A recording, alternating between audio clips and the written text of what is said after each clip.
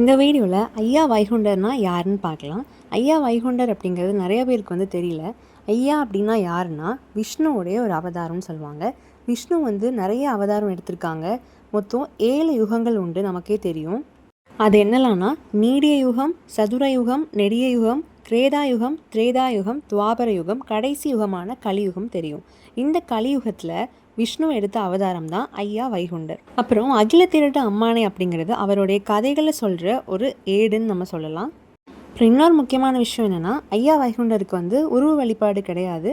அவர் சொன்னது என்னென்னா, ஒரு கண்ணாடியில் நீங்கள் பாருங்கள், அவங்களுக்குள்ளே தான் நான் இருக்கேன் அப்படின்னு சொல்லியிருக்காரு. இப்போ சுவாமி தோப்பு அப்படிங்கிறது கன்னியாகுமரி டிஸ்ட்ரிக்டில் தாமரைக்குளம் அப்படிங்கிற ஒரு ஊருக்குள்ளே சுவாமி தோப்பு இருக்குது. அங்கே ஐயா காலையும் மாலையும் அழகாக பவனி நமக்கு காட்சி அளிக்கிறது. அதை நீங்களே பாருங்கள்.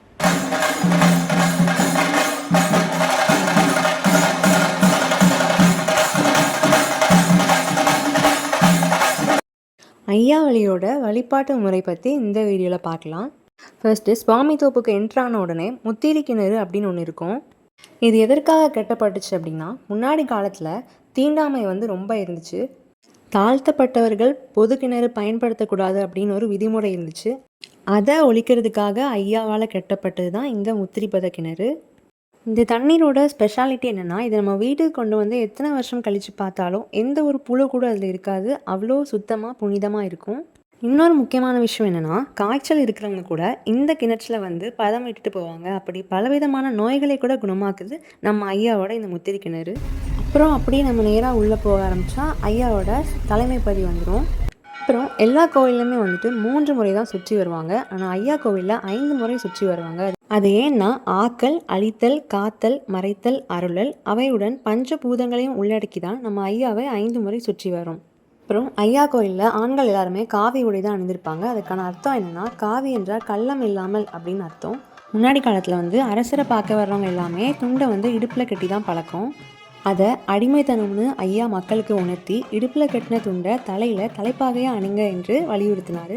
அதை இன்னும் வரைக்கும் ஐயாவளி மக்கள் ஃபாலோ பண்ணிட்டு வராங்க. தன்னுடைய பிள்ளைகள் யாரிடமும் அடிமையாக இருக்கக்கூடாது, தலைப்பாகை ஒரு மகுடமாக இருக்கணும்னு சொல்லி தான் ஐயா இதை கொண்டு வந்தாங்க. போன வீடியோவோட கண்டினியூஷன். அப்படியே நம்ம வந்தோம்னா வடக்கு வாசல் அப்படின்னு ஒரு அற்புதமான இடம் இருக்கும்.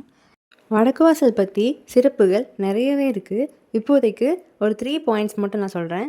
ஃபஸ்ட்டு கலியை அழித்திட கர்த்தாதி கர்த்தனாகிய நம்மளோட ஐயா கடுமையான தவம் செய்த இடம்தான் இந்த வடக்கு வாசல். செகண்ட் நோய் நொடியால் துயர்பட்டிருப்பாங்கள்ல, அவங்களுக்கெல்லாம் மருந்தகமான ஒரு முக்கியமான ஒரு இடமாகவும் இது இருந்திருக்கு.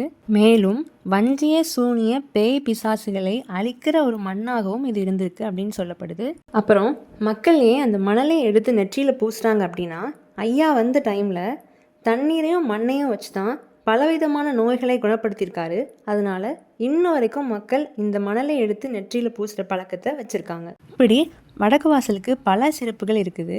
இப்போது நமக்கு ஏதாச்சும் கஷ்டமோ இல்லை நோயோ இல்லை வேறு ஏதாச்சும் துன்பம் இருந்தாலும் கூட இங்கே நீங்கள் ஒரு 5 நிமிஷமாவது கண்ணை மூடி பிரார்த்தனை செஞ்சிங்கன்னா, நான் உண்மையாக சொல்கிறேன், கண்டிப்பாக நடக்கும். ஆனால் ஒரு விஷயம், ரொம்ப முழு மனதோடு வேண்டணும்.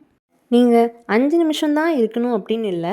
நான் பார்த்த வரைக்கும் நிறைய பேர் ரொம்ப நேரம் அங்கே உட்காந்து அவங்க கஷ்டத்தை கண்டினியூஸாக சொல்லிக்கிட்டே இருப்பாங்க. ஸோ உங்களுக்கு ஏதாச்சும் ஒரு கஷ்டம் இருந்துச்சுன்னா, நீங்கள் வடக்கு வாசலுக்கு தியானம் பண்ணி உங்களோட குறைகளை ஐயா கிட்ட சொல்லுங்கள். கண்டிப்பாக அதுக்கான மாற்றத்தை ஐயா நிச்சயமாக தருவார். இந்த வீடியோவில் நம்ம கோயிலுக்குள்ளே போகலாம். அப்படியே நம்ம கோயிலுக்குள்ளே போனதுக்கப்புறம் ஐயாவோட பள்ளியறைக்கு போகிறதுக்கு முன்னாடி லெஃப்ட் சைடில் நீங்கள் நோட்டீஸ் பண்ணியிருந்தீங்கன்னா தெரியும், அங்கே கலைமுனிக்கும் ஞானமுனிக்கும் ஒரு இடம் கொடுத்துருப்பாங்க. அது எதுக்குன்னு இந்த வீடியோவில் பார்க்கலாம். ஐயா பூமிக்கு வர இருக்கும்போது விஷ்ணு பெருமாள் 2 முனிவர்களை அழைத்து என்ன சொல்வார் அப்படின்னா, முனிவர்களே, என்னுடைய மகன் நாட்டு களி அறுக்க நாட்டிலே போய் தவத்துக்கு புறப்பட இருக்கிறான். அதனால் நீங்கள் 2 பேரும் அவன் எந்த இடத்தில் போய் தவம் இருக்கிறானோ அவனை பார்த்து வட மேல் மூலையில் ஒருவரும் வட கீழ் மூலையில் ஒருவருமாய் சாட்சியாக இருக்க வேண்டும் என்று கூறுவார். இன்னும் என்ன சொல்லியிருப்பார்னா, முனிவர்களே, என்னுடைய மகன் தவத்தை நன்றாக செய்கிறான் என்று நீங்கள் அவனை பார்த்து உற்சாகப்படுத்த தேவையில்லை. அவன் ஏதேனும் தவறு செய்தால் கூட அவனை திருத்த வேண்டியதும் இல்லை. என்னுடைய மகனை நீங்கள் சபிக்கவும் கூடாது, அவன் கோபப்படும் அளவிற்கும் நீங்கள் நடந்து கொள்ளக்கூடாது என்றும் கூறியிருப்பார். மேலும் நீங்கள் அவன் என்ன செய்கிறான், என்ன சொல்கிறான் என்பதை மட்டும் கவனித்து ஒரு சாட்சியாக இருக்க வேண்டும். அதை வந்து கடைசியில் வந்து லாஸ்ட்டில் களி முடியும் மூச்சில் வந்து ஐயா வந்து இவங்களை கூப்பிட்டு தான் வந்து சாட்சியை கேட்பார். ஸோ இதுக்காக தான் வந்து கலைமுனிக்கும் ஞானமுனிக்கும் ஒரு மரியாதை செலுத்துகிற விதமாக சுவாமி தோப்பில் ஒரு இடம் கொடுத்துருப்பாங்க அவங்களுக்கு. இப்போது நம்ம ஐயாவை பார்க்க வந்தாச்சு. ஐயாவை பார்த்ததுக்கப்புறம் உங்கள் மனசில் என்ன தோணுதோ வேண்டுங்க, கண்டிப்பாக நடக்கும். நீங்கள் 5 நேரம் ஐயாவை சுற்றி வரணும். கூட்டம் அதிகமாக இருக்க டைமில் ஒரு முறை தான் சுற்றி வர முடியும். அப்படியே நீங்கள் வந்தீங்கன்னா ஐயா பயன்படுத்திய கட்டில், அவர் பயன்படுத்திய பொருட்களெல்லாம் அங்கே வச்சுருப்பாங்க. அப்புறம் நீங்கள் சாமி கும்பிட்டு வெளியே வந்துட்டு நாமம் வாங்கிட்டு அப்படியே வந்தீங்கன்னா காவல் தெய்வம் இருப்பாங்க. அவங்கள வந்து இப்போ நம்ம சீவாய்கள்னு சொல்கிறோம். அங்கே இருக்கிற மேடை வந்து சிவாசி மேடைன்னு சொல்லுவாங்க. முன்னாடி காலத்தில் இவங்க 5 பேரும் பழி பூசை ஏற்றதாகவும் அதனை ஐயா தவறு என்று உணர்த்தி அவர்களை காவல் தெய்வமாக இங்கே வச்சுருக்காங்கன்னு சொல்கிறாங்க. அதனால் நம்ம காவல் தெய்வமாக இவங்களை வேண்டிட்டு வரோம். இனிமேல் அப்கமிங் வீடியோஸில் அகில திரட்டு அம்மனை பற்றி பார்க்கலாம். அகில திரட்டு வாசிக்கிறதுனால நிறையவே பயன் இருக்குன்னு ஐயாவே வந்து நிறைய லைன்ஸில் டிஸ்கிரைப் பண்ணியிருப்பார். இந்த லைன்ஸ் பாருங்களேன்.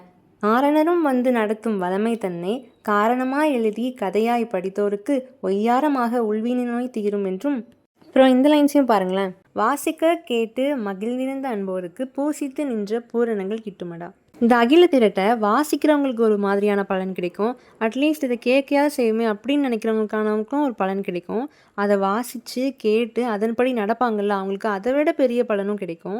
மற்ற யுகத்துலலாம் பார்த்தீங்கன்னா ஒரு அரக்கன் பிறப்பான். அவன் வந்து ஒரு களி எண்ணத்தோட பிறப்பான். அவனை வந்து ஐயா அவதாரம் எடுத்து அழிச்சிட்டு வருவார். ஆனால் இந்த கலியுகத்தில் பார்த்தீங்கன்னா நம்மளுடைய மனசும் எண்ணங்களும் தான் வந்து களி. அதை நம்ம அகில திரட்டை வாசிக்க ஐயாவே வந்து அதை மாற்றி கொண்டு வந்துடுவார். அதனால் நம்ம ஒரு நாளைக்கு எவ்வளோ டைம் வேஸ்ட் பண்ணுறோம் நமக்கே தெரியும். அட்லீஸ்ட் ஒரு 2 பேஜஸாவது நம்ம எல்லாருமே வந்து வாசிக்க ட்ரை பண்ணுவோம். ஸ்டார்டிங் வந்து கொஞ்சம் புரியாது. அந்த வேர்டிங்ஸ் எல்லாமே வந்து கொஞ்சம் டிஃப்ரெண்ட்டாகவும் டிஃபிகல்ட்டாகவும் தான் இருக்கும். ஆனால் போக போக ஐயாவே வந்து நமக்கு என்ன சொல்கிறாரு அப்படிங்கிறத வந்து புரிய வைப்பார். தேங்க்யூ.